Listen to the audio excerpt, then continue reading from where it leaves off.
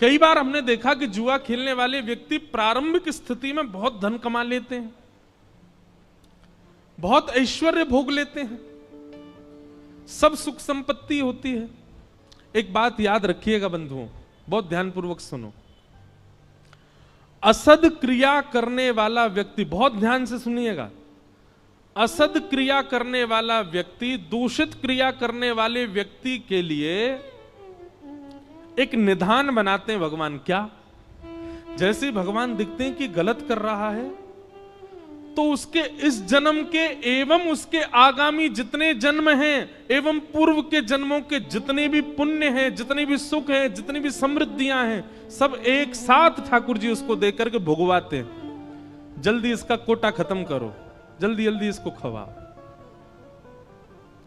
समझ में आई बात? थोड़ा और समझो। मान लीजिए कोई व्यक्ति है और वो गलत काम करता है, पाप करता है, वो सब क्रिया करता है जो वेद विरुद्ध है। ठाकुर जी एक आध बार तो प्रयास करते हैं कि सुधर जाए, लेकिन वो एक आध बार में भी जब नहीं सुधरता है तो ठाकुर जी कहते हैं ठीक है, तो अब इसका स्वभाव बन ही चुका है, इसको पाप करना ही है, इसको गलत करना ही है, तो फिर इसके जन्म में, इसके जीवन में जितने भी सुख समृद्धियां आने वाली हैं, एक संग सब इसके जीवन में दे दो। उसके पास धन भी आ जाएगा, उसके पास संपत्ति भी आ जाएगी, वो जो चाहेगा उसको मिलने लग जाएगा। लेकिन वो यह नहीं समझ पाता है कि मेरा खाता खत्म किया जा रहा है जल्दी जल्दी। एक साथ सब भुगवा करके फिर ठाकुर जी उसको ऐसा गिरते हैं, ऐसा गिरते हैं, जैसे उसका शून्य हो जाता है खाता, फिर वो जीवन में उठ नहीं पाता। इस जीवन में नहीं, कितने जन्मों तक नहीं उठ पाता। और भक्ति करने वाले के साथ उल्टा होता है। जैसे ठाकुर जी देखते हैं तिलक लगाने लग गया, कंठी पहनता है, माला जप करता है, नित्य हरिनाम संकीर्तन करता है, कथा श्रवण करता है, तो ठाकुर जी कहते हैं इसके जीवन में जितने दुख आने वाले हैं, इसके अनेक जन्मों में जितने दुख आने वाले, सब भुगवा के इसके सारे खाते खत्म करो दुख के। और एक साथ ठाकुर जी भुगवा भुगवा करके सब नष्ट कर देते हैं, शून्य कर देते हैं। और जैसे ही उसका खाता शून्य होता है, ठाकुर जी आकर के उसको हृदय से लगा लेते हैं।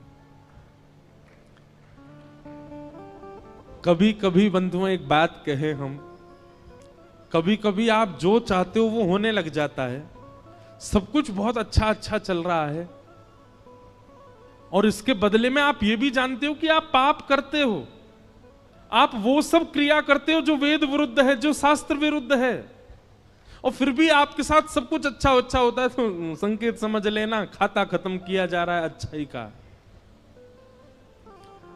और जिस दिन कंठी माला पहनो, तिलक धारण करो, गुरु मंत्र ले लो, नाम जप करना प्रारंभ कर दो, तैयार हो जाना। अब ठाकुर जी हमारे बुराई के, हमारे जीवन के आने वाले दुखों के, कष्टों के, आर्तों के जितने भी विपत्तियां हैं, सब अब भेजेंगे। हमको उसको निवृत्त करना, उससे नष्ट करना, उससे निकलना है, घबराना नहीं है।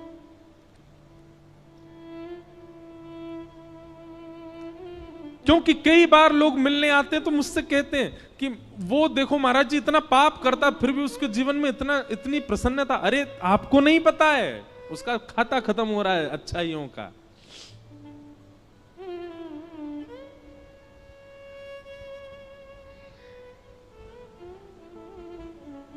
इसलिए कभी कभी जीवन में रुकावटें आना, कभी कभी जीवन में एंजाइटी आना, डिप्रेशन आना, चिंताएं बढ़ना, थोड़ी थोड़ी परेशानियां आना,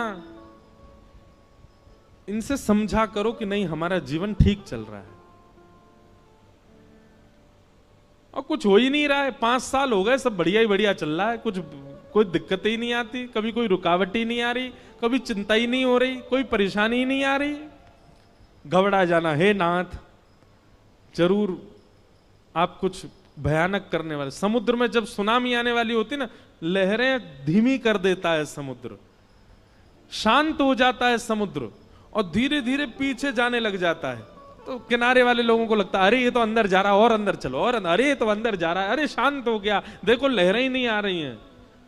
और फिर अचानक से एक ऐसा ज्वार भाटा आता है, सब नष्ट कर जाता है। सुनामी देखिए कभी आपने? भोपाल में काय को आएगी सुनामी, समुद्र ही नहीं है। हमने सुनामी तो नहीं देखी, पर सुनामी के बाद का समय देखा। 2004 में आई थी भारत में। हम गए थे चेन्नई, छोटा सा था मैं। उसके बाद सुनामी के बाद का समय, और कभी देखना हो ना तो कभी रामेश्वरम जाइए, और रामेश्वरम दर्शन करके फिर आप जब धनुषकोडी जाएंगे तो बीच का जो मार्ग है वहां देखेंगे दोनों तरफ समुद्र है, इधर भी समुद्र, बीच में रास्ता। तो वहीं एक गांव हुआ करता था किसी समय पर, वो सुनामी में आज भी पूरा गांव वहां दिखता है, टूटे हुए घर, बहुत भयानक। हमारी कथा अभी रामेश्वरम में, हम साल भर में एक ही राम कथा करते हैं बस। वो भी एक परिवार है, उन्हीं को ही दे रखी है। उन्होंने संकल्प लिया 12 ज्योतिर्लिंग में कराने का, तो पिछले साल सोमनाथ में हुई, इस साल रामेश्वरम में, अगले साल देखो कहां होगी। 12 ज्योतिर्लिंगों में हर साल तो है 25 दिसंबर से रामेश्वरम। और भरत चरित्र पर कथा है, केवल श्री भरत जी का चरित्र। हमारा अभ्यास तो कम है मानस जी पर, लेकिन कई बार जिसको भोजन बनाना नहीं आता ना, कभी कभी रसोई में घुस जाए और कुछ बन तो अच्छा बना जाता है। और कई बार परिपक्व व्यक्ति जो हमेशा ही बनाता है, कई बार उससे भी बढ़िया नहीं बनती सब्जी। तो हम अपनी कथा की प्रशंसा नहीं कर, अपने भाव की प्रशंसा कर रहे हैं। हमको राम कथा का इतना अभ्यास नहीं, पर जब हम बोलने बैठते हैं ना तो इतना आनंद। सोमनाथ की घटना है, सोमनाथ में जब कथा थी, पहली बार राम कथा की, तो हमने कहा भाई हम हर दिन एक पात्र के ऊपर बोलेंगे। एक दिन सीता जी के ऊपर बोले, एक दिन शत्रुघ्न जी के ऊपर बोले, एक दिन लक्ष्मण जी के ऊपर, हनुमान जी के ऊपर, आदि आदि सबके ऊपर एक एक दिन का प्रसंग रखा था। जिस दिन भरत जी का चरित्र था तो मैं कक्ष में पढ़ता था पूरे दिन, मैं मिलता नहीं था वहां किसी से, पढ़ता था और कथा करता था। तो जब भरत चरित्र हम पढ़ रहे थे, आज भी स्मृति में आता है वो सब भाव। अपने बिस्तर की रजाई में घुस के रोया, मैं इतना रोया कि मैं बस ये बोलूं संग वालों से, आज कथा मैं नहीं कर पाऊंगा। मैंने कि जो चरित्र पढ़ने में इतना भाव दे रहा है उसको हम कैसे सुनाएंगे। पर वास्तव में मानस जी, रामचरित्र मानस सामान्य नहीं है, अद्भुत है। और उसको कोई भावजन्य व्यक्ति सुने और भावजन्य व्यक्ति सुनाए तो ही मानस जी को न्याय मिल पाएगा, नहीं तो नहीं।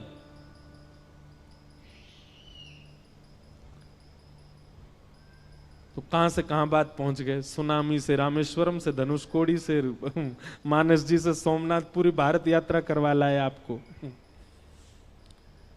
तो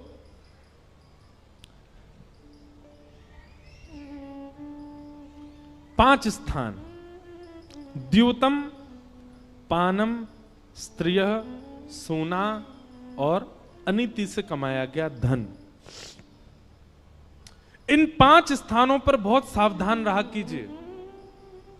धन को कभी भी गलत प्रयोग में मत लगाइए। धन का गलत प्रयोग क्या है?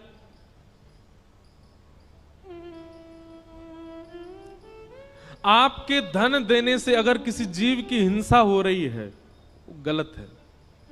आपके धन देने से किसी के आत्मसम्मान पर बात जा रही है, किसी का परिवार नष्ट हो रहा है, वो गलत है। आपके धन देने से कोई व्यक्ति व्यसन की ओर अग्रसित हो रहा है, वो धन का गलत व्यय है। आपके धन देने से गलत व्यक्ति अपने सही मार्ग को छोड़ करके गलत मार्ग पर जा रहा है, वो धन का व्यय गलत है। कुपात्र दानाच भवे दरिद्रम दरिद्र भावेन करोति पापम पाप प्रभावा नरकम प्रयाते पुनर्दरिद्री पुनरेव पापी।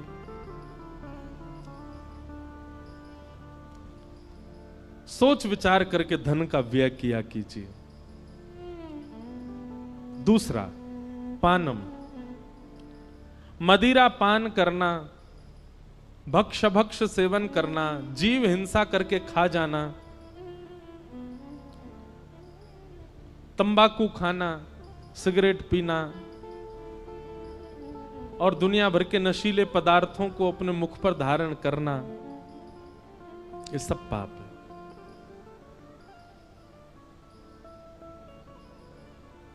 आप तांबूल सेवन कर सकते हैं। तांबूल मतलब सुपारी प्रसाद की ले सकते हो, पान खा सकते हो, मीठा आप ठाकुर जी को निवेदित करके जल आदि का सेवन कर सकते हो, शिकंजी पी सकते हो, आदि आदि। अब हम सीधा संकेत, आपको पता ही हम कहां कर रहे हैं, वो नहीं करना चाहिए। कई जगहों पे तो भगवान का प्रसाद बता करके भी कह दिया जाता है कि इसको ले लीजिए, ठाकुर जी का प्रसाद है। नहीं, प्रसाद के रूप में भी स्वीकार नहीं करना। कोई देवी देवता नहीं पाते। ये मानव अपने जीव के स्वाद के लिए कुछ भी करता है। बताओ, महादेव को यूं बता देते हैं महादेव ऐसा। अरे महादेव को अगर विजया का भोग लगता है तो महादेव और भी तो बहुत कुछ भोग लगाते हैं, वो भी लगाओ। महादेव तो विष का भी भोग लगाते हैं। महादेव तो नीलकंठ भी हैं। महादेव तो गले में सर्प पहन के भी रहते हैं। महादेव तो हिमालय -30 डिग्री सेल्सियस में बागंबर पहन के रहते हैं। वो सब करके दिखाओ ना जो महादेव और भी करते हैं। देवताओं की तुलना में फिर वो सब क्रिया नहीं करनी चाहिए जिससे आपके जीव के स्वाद या आपकी मनवांछित इच्छा पूरी हो रही हो। पाप लगेगा। सही बता रहे हैं, जो महादेव का नाम लेकर के जीवन भर नशा करता है, उसकी मृत्यु के बाद शमशान से ही त्रिशूल लेके भागते होंगे महादेव उसके पीछे। तुझे बताऊं मैं, पहले मेरे नाम पर जाने क्या क्या करके आया। ये क्यों नहीं सुना तूने कि महादेव 24 घंटा राम नाम ध्वनि के चिंतन में रहते हैं? वो क्यों नहीं किया? महादेव पार्वती जी को बैठा बैठा करके कथा सुनाते हैं, अमर कथा सुनाते, ये क्यों नहीं किया तेने?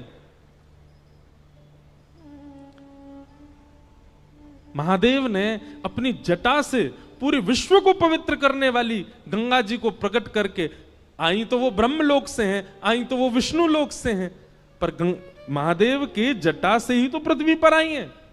महादेव जैसे उच्च कोटि के बन तो जाओ।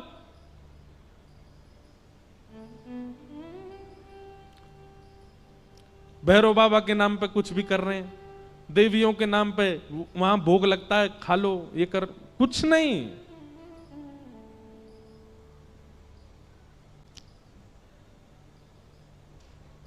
व्यसन प्राधान्य जो देवों को पूजते हैं ना, और देवताओं की पूजा के बाद फिर व्यसन को अपने उपभोग में लेते हैं। ठीक है, कहीं पर विधान है कि देव को अर्पित करना है, किसी के गणों को अर्पित करना है, लेकिन उसके प्रति आपकी भावना फिर क्या, वो प्रसाद रूप में हम भी ले लें, इसका परिणाम अच्छा नहीं होगा।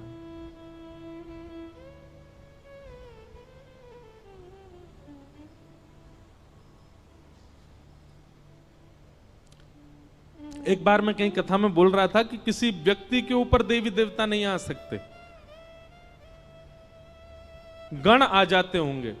भैया सीधी बात है, प्रधानमंत्री किसी व्यक्ति को विशेष को परेशान नहीं करता, उसके नीचे रहने वाले, नीचे बैठने कुर्सी वाले परेशान कर देते होंगे। प्रधानमंत्री किसी को फोन करके नहीं कहेगा रुक जा बेटा रात में गुंडे भेज रहा हूं तेरे पास ना।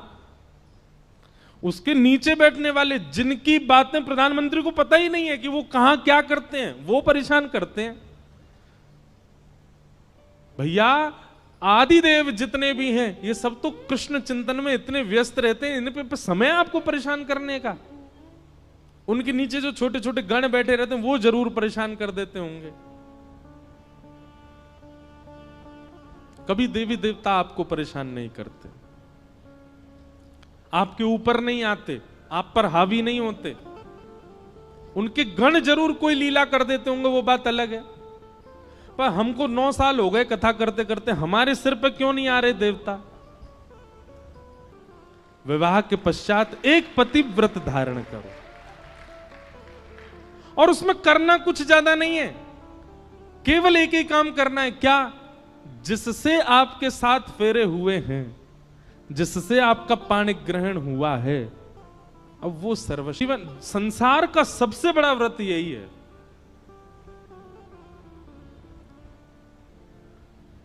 इससे बड़ा व्रत कोई नहीं हो सकता। और जिसने ये व्रत पूर्ण रूपेण पालन कर लिए, वो उसकी सारी एकादशी हो गई, उसके सारे मंगलवार हो गए, उसके सारे सोमवार हो गए, उसके सारे प्रदोष हो गए। हाँ, वो बात अलग है, उसके बाद भी वो रखे एकादशी आदि के व्रत, वो अच्छी बात है, पर यह व्रत धारण करना सामान्य बात नहीं है। ऐसा व्यक्ति, ऐसी माताएं पूजनीय हैं, वंदनीय है। इसलिए कलयुग का तीसरा स्थान बताया गया पर स्त्री पर पुरुष संग, और चौथा हिंसा।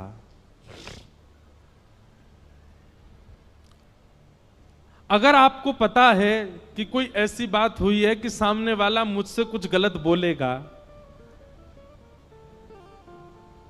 आपको प्रयास करना चाहिए कि अपनी गलती स्वीकार करके आप उस बात को समाप्त करो। पर मानव का स्वभाव कैसा होता जा रहा है, गलती करके जब पकड़ा जाता है तो उल्टा और लड़ता है कि नहीं, मैंने ऐसा नहीं किया। व्यक्ति जब अपनी गलती को छुपाने के लिए युद्ध करता है, लड़ता है, वही कलेश बन जाता है, वही फिर लड़ाई बन जाता है, वही झगड़े में परिवर्तित हो जाता है। हमारे महाराष्ट्र के बहुत बड़े संत हुए विनोबा भावे, वो कहते थे मानव का सबसे बड़ा सद्गुण क्या है। उनसे किसी ने पूछा कि मानव का सबसे बड़ा सद्गुण क्या है, तो विनोबा भावे कहते हैं अपने अवगुण को स्वीकार करना, ये सबसे बड़ा सद्गुण है। जिस व्यक्ति के अंदर स्वीकारीकरण नहीं है, उस व्यक्ति के अंदर एक नहीं अनेक अवगुण होंगे, लेकिन जो स्वीकार कर लेता है कि हां, ये मेरा अपराध है, मेरी गलती है, ये मुझसे हुआ है, समझ जाना कि वो व्यक्ति सद्गुण युक्त है, उसके अंदर और भी गुण आ सकते हैं। और अंतिम कलयुग को स्थान जो प्रदान किया गया वो है बिना मेहनत के कमाया गया धन, अनीति से कमाया धन, उसमें कलयुग रहता है। ये 5 स्थान है, इनसे बचिए। धन को असद जगह मत लगाइए, कुछ भी उल्टा सीधा खाइए पिए मत, पर स्त्री पर पुरुष संग मत कीजिए, हिंसा मत कीजिए, और बिना मेहनत के धन मत कमाइए। ये 5 काम आपने कर लिए, आप किसी तपस्वी से कम नहीं हो। आप कलयुग में रहते हुए भी सतयुगी माने जाओगे, आप कलयुग में रहते हुए भी द्वापर युग के ही माने जाओगे, आप कलयुग में रहते हुए भी भगवत प्राप्ति कर लोगे। इन 5 क्रियाओं से बचो।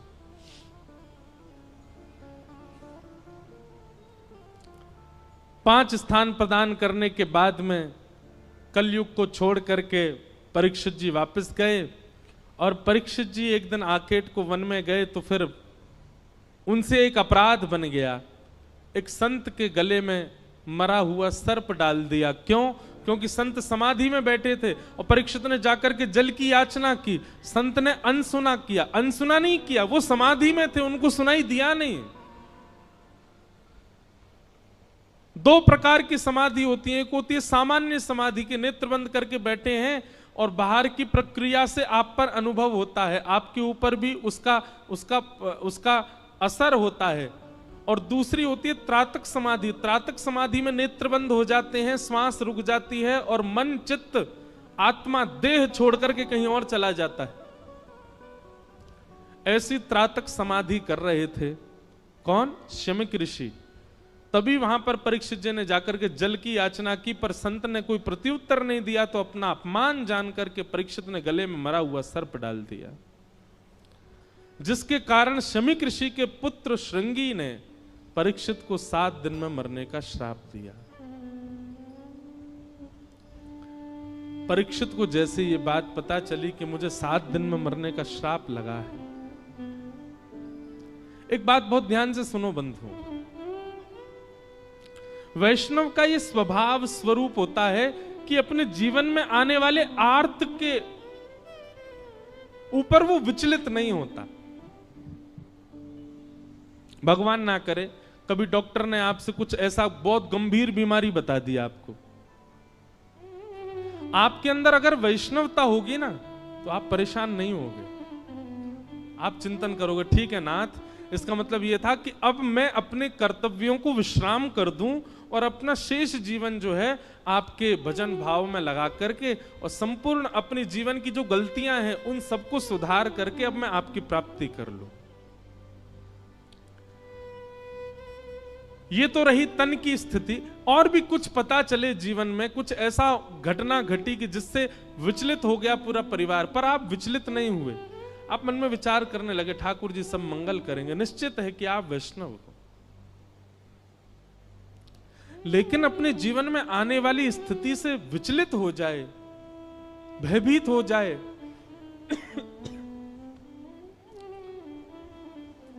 हाथ पैर मारने लगे, क्या करूं क्या करूं, तो याद रखना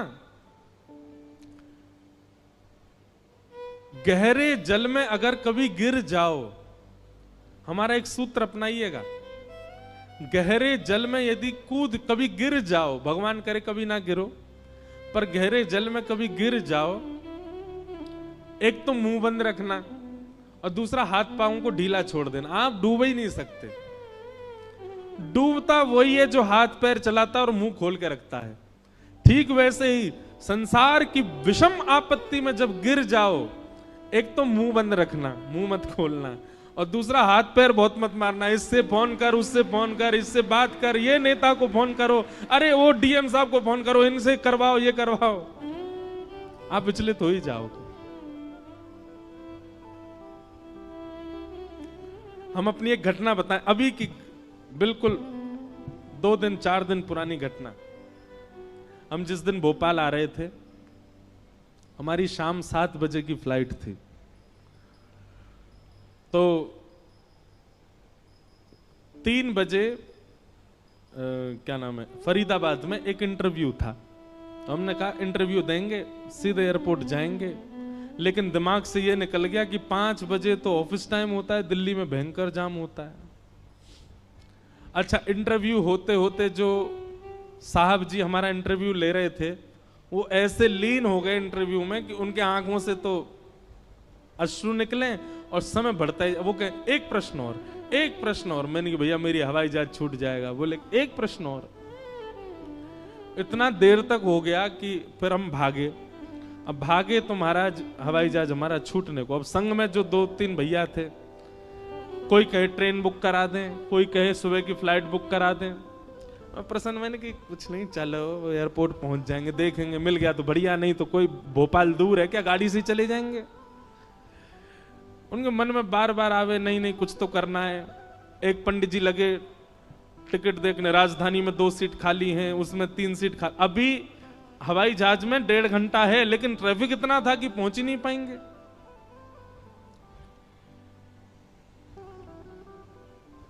जब 45 मिनट बचे, तब तक मैंने कुछ किया नहीं। मैं अपना बढ़िया प्रेम से फोन चला रहा था, कुछ देख रहा था, बड़ा प्रसन्न था हृदय से। तो फिर हमने कहा चलो भोपाल में जो हमको एयरपोर्ट लेने आ रहे हैं उनको संकेत तो कर दें कि हम नहीं आ पाएंगे, हवाई जहाज तो मिलना नहीं है। हमने उनको फोन करके कहा, मैंने कि सुनिए, हमने ये नहीं कहा कि कोई व्यवस्था करो, मैंने ये कहा अब हम नहीं आ पाएंगे।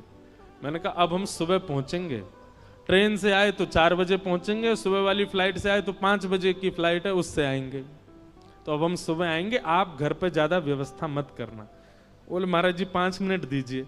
उन्होंने एयरपोर्ट फोन करके वहां की सिक्योरिटी वगैरह से कहा, बोले कि महाराज जी के बैगों के सारे टैग निकाल दो और बोर्डिंग पास निकाल दो, ये करवा दो, वो कर दो। और उनका फोन आया, बोले आप एयरपोर्ट पहुंच के बस इस नंबर पे फोन कर देना महाराज जी, अगर हुआ तो मिल जाएगी। मैंने ठीक है।